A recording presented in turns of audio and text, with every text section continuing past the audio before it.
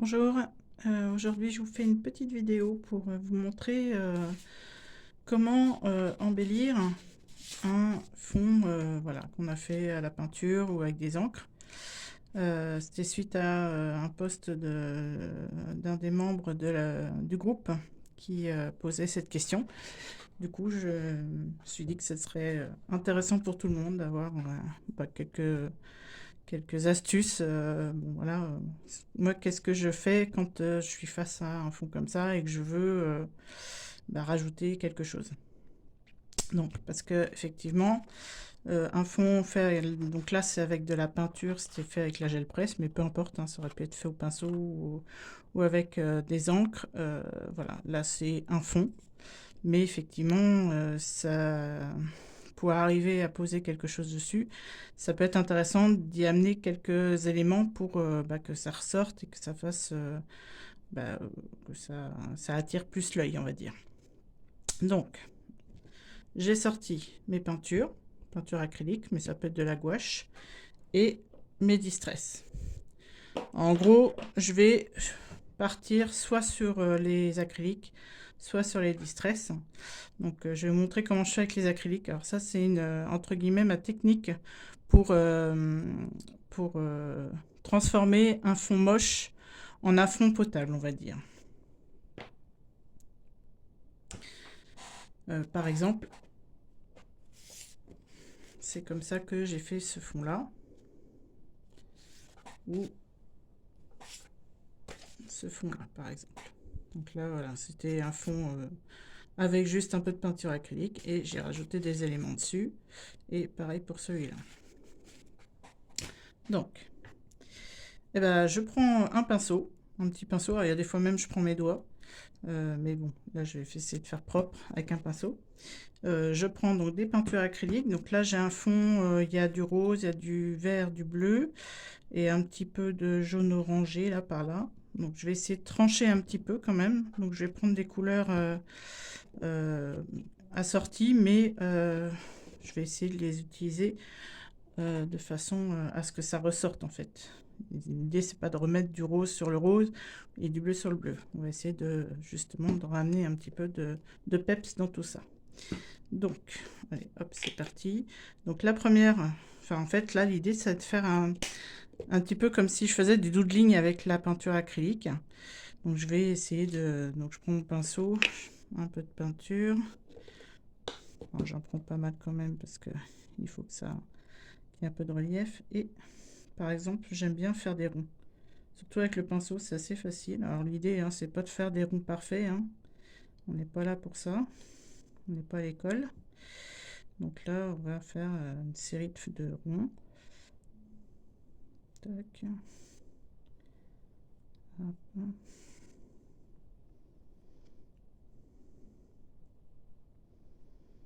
Alors c'est... Moi, je suis plutôt team faire les choses soit de façon verticale, soit de façon à l'horizontale. On peut aussi faire juste des points, mais si vous faites de façon désordonnée, n'en foutez pas partout en fait. L'idée c'est vraiment d'apporter en fait de la structure. C'est-à-dire on va créer une sorte d'organisation, de mise en page sur notre page de Art Journal. Donc là, il y a une règle un petit peu tacite qui vient de la photographie dans le monde du scrap et dans le Art Journal, je pense aussi on peut l'appliquer. C'est les nombres impairs en fait. Donc là j'ai pas mis, mais on peut par exemple, hop, là j'ai fait, voilà, là vous voyez j'ai fait deux amas, et ben je vais en rajouter un troisième, ne serait-ce que quelques points, et comme vous pouvez le voir, c'est réparti un petit peu sur l'ensemble de la page. Ça fait comme une sorte de triangle, et voilà, le triangle est voilà, pas, enfin voilà, j'ai pas fait un triangle là, j'ai fait un triangle sur l'ensemble de ma page. Ça c'est pas obligatoire, mais honnêtement ça aide quand même pas mal après à ce que visuellement ce soit plutôt élégant. Donc, hop, j'ai fait mes ronds avec le bleu. Je rince le pinceau.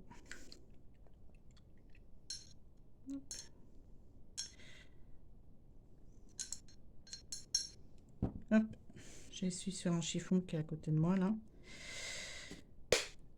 Couleur suivante, un petit peu de violet, par exemple, que je peux mélanger avec le bleu là. Ça va l'adoucir un petit peu. Alors après les ronds, j'aime bien faire des petits traits moi. C'est vraiment des formes basiques, hein, vous voyez. Donc, par contre avec le pinceau c'est un peu moins facile. Voilà. Bon, pareil, hein, je m'en fiche qu'il soit entre guillemets beau. L'idée c'est vraiment d'amener un petit peu de structure, de matière, de texture, de... Voilà.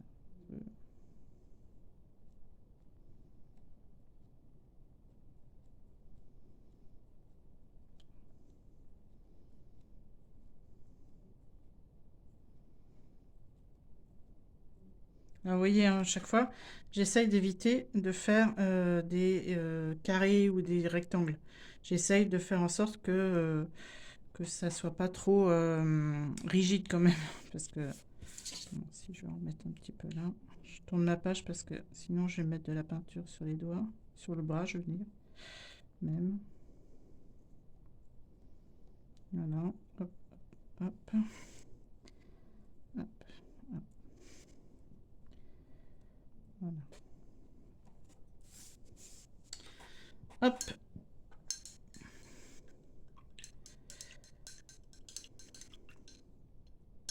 Donc déjà là, on a quelque chose d'un petit peu plus sympathique, on va dire.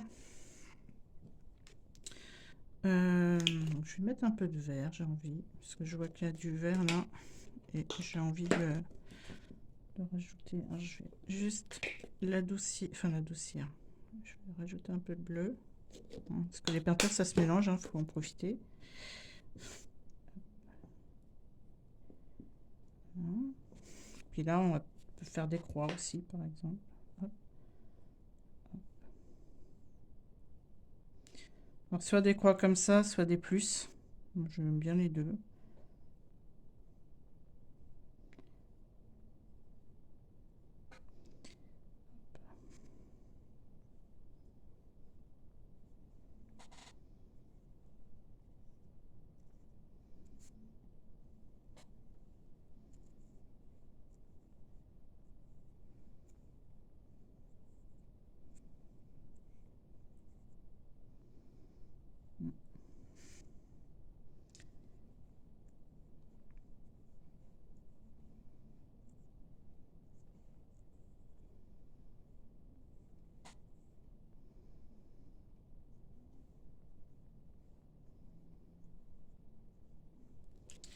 Voilà. Bon, on est pas mal.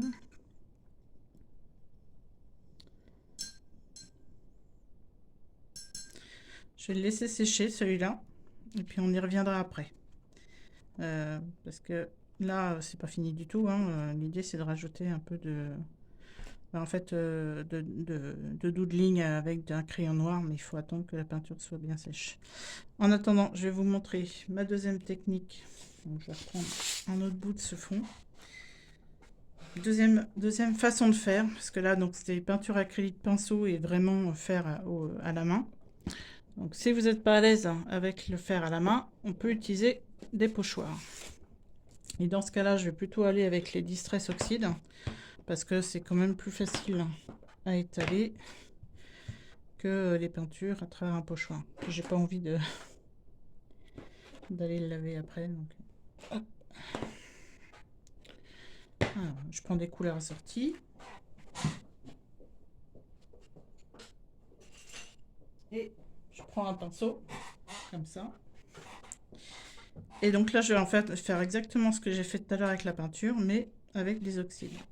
Donc toujours pareil, hein, on essaye de prendre des couleurs qui vont aller trancher. Donc là, par exemple, le rouge, je vais pas aller le mettre sur le rouge, je vais plutôt le mettre de ce côté-là. Là. Donc là, c'est encore plus facile. Hein.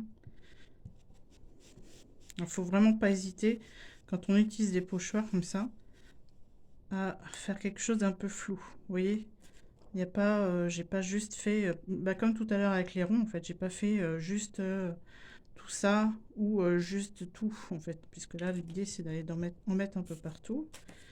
Là, en bas, il y a un petit peu de rose. Je peux faire un petit rappel. Tic, tic, tic.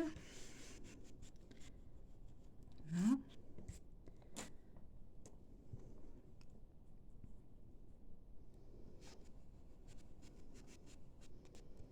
Voilà. Là, pareil, hein, j'en ai remis 3 de chaque. Un autre pochoir. Donc là, quand on superpose des motifs comme ça, alors surtout avec les pochoirs, parce que ça peut, on peut être tenté, par exemple, j'ai celui-là, là, mais celui-là, il est vraiment très proche de ça, en fait. Vous voyez, c'est surtout on est sur, à peu près sur la même taille, donc il vaut mieux utiliser quelque chose d'un peu différent. Donc là, les petites étoiles, par exemple, ça peut être pas mal. Donc avec une autre couleur. Qu'est-ce que j'ai sorti? Tiens, ça va trancher un peu. Il faut bien essuyer le pinceau. Alors pour la petite histoire, hein, ces pinceaux-là, vous savez, c'est les pinceaux qu'on voit partout maintenant, les trucs qui servaient, enfin, on voyait beaucoup dans le milieu du maquillage et puis que maintenant on voit dans le milieu du scrap. C'est prévu pour remplacer les cut and dry, parce que cut and dry, ça a pu se vendre. Enfin, ça, je pense que c'est fini là maintenant, on n'en trouve plus, presque plus. Et donc, il ne faut pas les mouiller ceux-là. Hein. Faut surtout pas les rincer à l'eau, faut les rincer à sec. Enfin, faut nettoyer à sec. Donc, frotter, avoir un chiffon sous la main. Hop. Donc, moi, j'ai une serviette éponge à côté. Je l'ai dégorgée juste un petit peu sur le brouillon. Hop. Et là, je vais mettre des petites étoiles. Hop.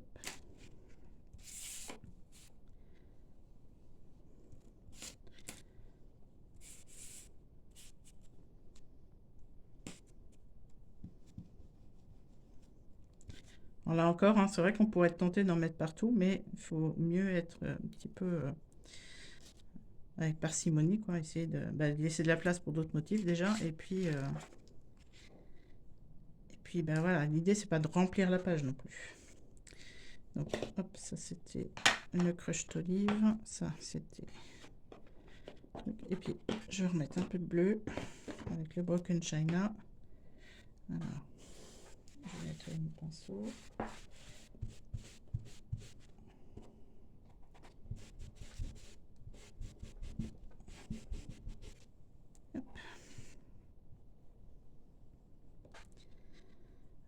Et je vais utiliser un pochoir. Vous voyez, ça c'est un pochoir maison. Pochoir maison.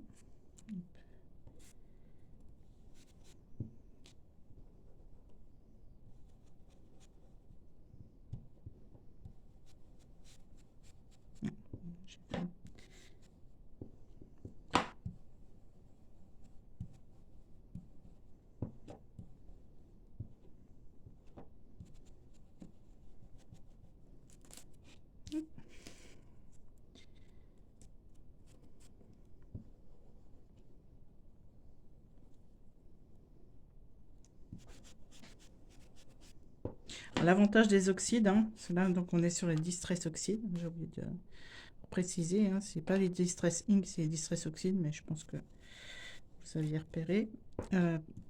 L'avantage des Distress oxydes, en fait, c'est qu'elles sont opaques, donc elles vont ressortir assez facilement, même sur un fond qui est déjà coloré.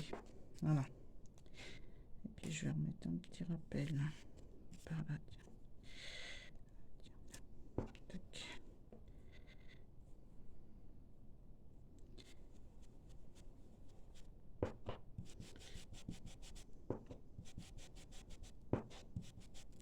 Voilà. Ah. Je pense avoir un truc là. Voilà.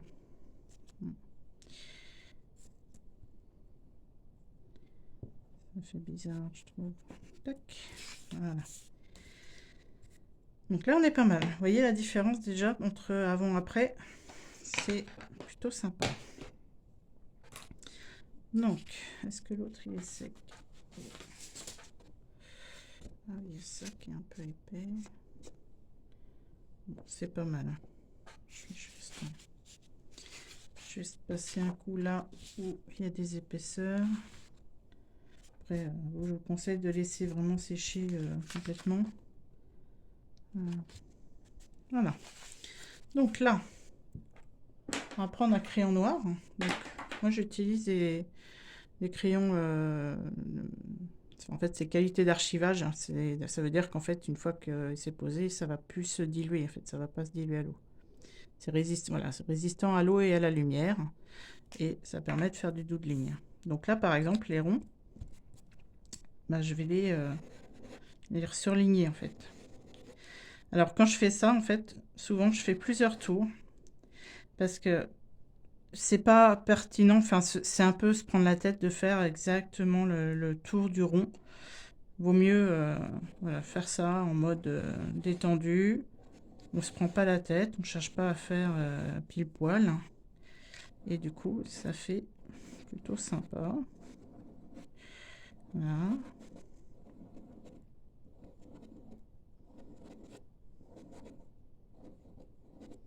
Ah, il y a un petit peu de peinture sèche. Voilà. Et puis bah, après, là par exemple, les croix, je peux essayer de les surligner comme ça.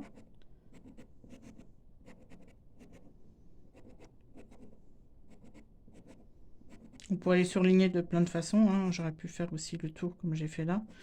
Mais bon, c'est... Tiens, j'avais fait que 2 paquets. Oh. C'est pas grave. Il y a des règles, mais on a le droit de déroger aux règles aussi, hein.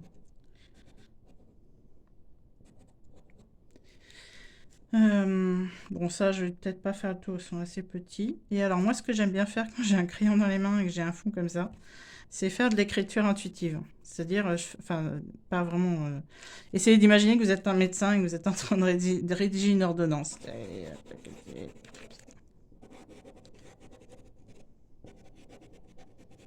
Voilà. Donc souvent, je fais ça par-dessus déjà des éléments posés, hein, parce qu'à un moment donné, il faut quand même regrouper les éléments. Faut pas... Une fois encore, et c'est une règle qui est quand même assez valable, je trouve, en art journal, mais ça l'est aussi en, en scrapbooking, de ne pas remplir en fait. Il ne faut pas essayer de combler tous les trous. Il faut essayer de réunir les éléments pour que ce soit visuellement... En fait, il faut faire un espace pour que ça respire. Donc tout ce qui est les espaces vides, entre guillemets, bon là il y a un fond déjà présent, mais ça peut être un espace vide par rapport en opposition aux espaces pleins là. Et puis ça permet aussi, bah, du coup, on a vous voyez, on a quelque chose qui se forme là. On a un paquet là, on a un paquet là, puis là, un paquet dans le coin là. Et quand on va vouloir poser soit le personnage ou moi je préfère mettre juste du texte ou autre chose, bah, le fait de ce qu'on a posé sur la page en fait va nous guider pour savoir où poser. Alors c'est vrai que là on a envie de le mettre au milieu, mais on pourrait aussi le mettre là, par-dessus, un peu plus bas en fait à ce niveau-là. Ou alors si je mets un texte, bah, je vais plutôt le mettre là et puis le continuer là par exemple. Donc je finis mes petits textes comme ça. Voilà. Donc là on a quelque chose de sympa. En tout cas, déjà d'un petit peu plus présent par rapport au fond qu'on avait tout à l'heure. Et ben là, sur celui-là, c'est la même chose. Hein, on va... Alors c'est un peu moins facile parce que c'est pas vraiment des ronds. Mais ça se fait. Une fois encore, on s'en fiche d'être scolaire, hein.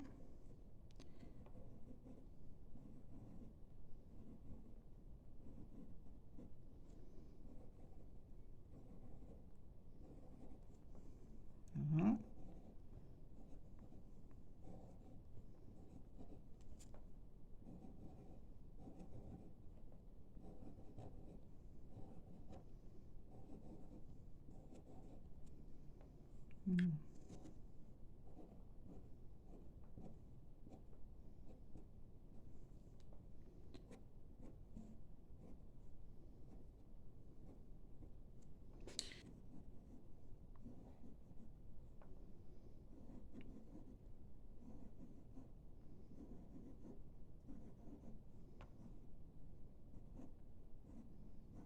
Voilà.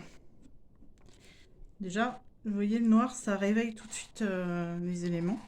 Donc là aussi, je pourrais faire des écritures. Je peux aussi, on pourrait aussi utiliser, par exemple, des écritures comme ça, plus petites. Bon, ça, c'est le seul pochoir où j'ai trouvé des écritures plus petites. Alors, du coup,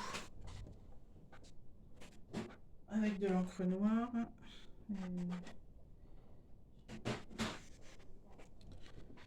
que j'ai pas trouvé. Hop.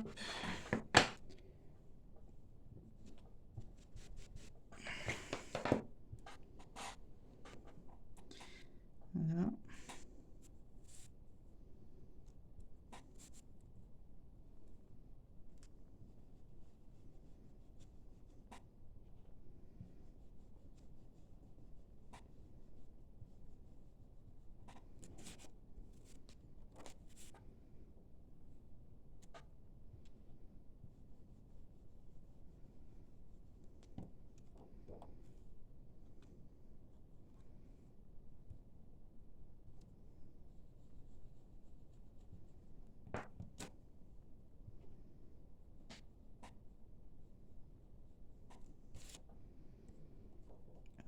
Bien, on va mettre un petit peu là.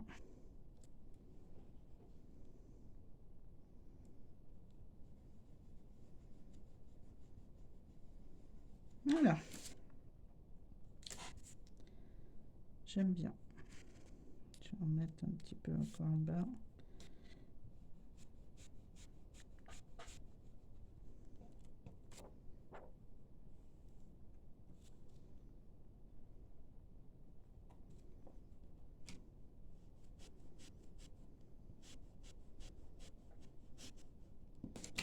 Voilà. Voilà. Et puis, je pourrais encore apporter un peu de doodling. Donc, moi, j'aime bien aussi. Vraiment pour finir, parfois. Je le fais pas systématiquement, mais faire vraiment des grands ronds comme ça. Mais par contre, j'appuie pas sur mon crayon pour...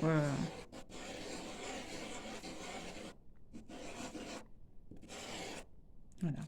Ça habille un petit peu. Ça permet aussi... ça peut permettre... Bon, là, je l'ai pas fait, mais ça peut permettre aussi vraiment structurer la page, une fois encore. Et puis, bah, après, une fois qu'on a fait ça, alors... Vous voyez, hein, là, il y a une différence flagrante. Par contre, c'est vrai qu'avec les peintures acryliques, on va se retrouver sur quelque chose de très présent. D'autant plus qu'en dessous, c'est un fond qui était fait à la gel presse, donc avec une très fine couche de peinture, donc avec des couleurs pas très présentes, on va dire, pas très foncées. Alors que là, on est quelque chose sur quelque chose de plus doux. Personnellement, je préfère là pour le coup parce que le fond est relativement doux et du coup, ce que j'ai mis dessus est doux. Mais par exemple, je vous montre ce que ça donne. Peinture acrylique sur peinture acrylique. Donc j'ai fait exactement la même chose que là. Mais du coup, là, j'avais un fond qui était très présent, bleu, jaune et rose. Et du coup, d'ailleurs, j'étais revenue avec du doodling blanc. J'ai utilisé un gel, un Posca. Et puis, on peut utiliser aussi un stylo gel blanc. Et du coup, là, voilà, j'avais ramené un peu de lumière parce que le fond était un peu foncé. Mais du coup, on a quelque chose de beaucoup plus, et beaucoup plus présent.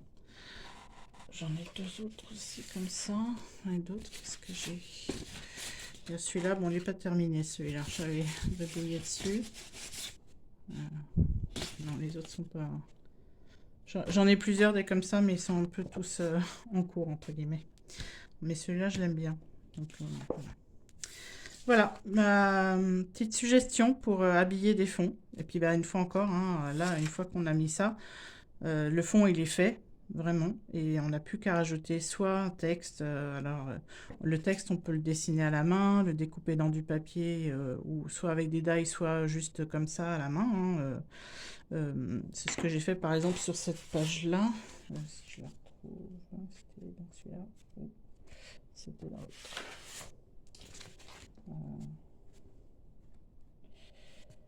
Voilà. Là, par exemple, c'est du texte que j'ai découpé à la main. C'est-à-dire que j'ai pris un papier de livre dans lequel j'avais d'ailleurs gribouillé des trucs. et puis j'ai redécoupé les lettres, hein. J'ai pris un peu de temps, hein, clairement, pour faire ça, mais vous voyez, le résultat est super sympa. On peut le faire aussi avec des pochoirs. Le texte, on peut l'écrire aussi avec des pochoirs. On peut l'écrire à la main sur du papier coloré et puis faire des petites bandes. On peut le taper à la machine. On peut l'écrire à la main. Enfin, vous voyez les possibilités. Juste en faisant un fond et du texte. Et après, effectivement, voilà, on peut aussi rajouter un personnage, un animal, un objet, un élément coupé dans un magazine. Enfin, voilà, les possibilités sont infinies. Voilà. Et ben, je vous laisse et puis j'espère que ça vous aura inspiré. Salut!